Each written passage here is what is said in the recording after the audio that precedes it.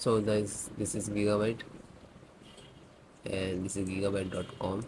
You have to come to this www.gigabyte.com. Then you can see here the search key, search button here, and enter your model number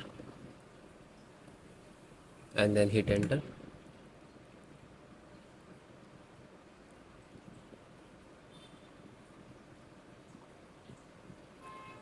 Then click to product.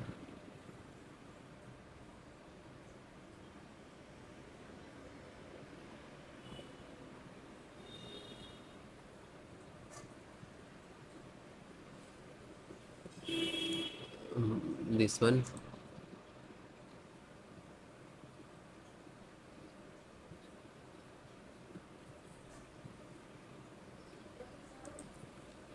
Click to support.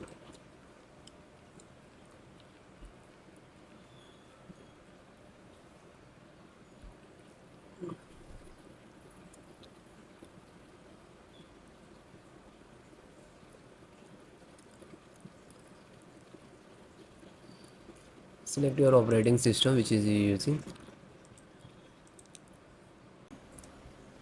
Bluetooth driver.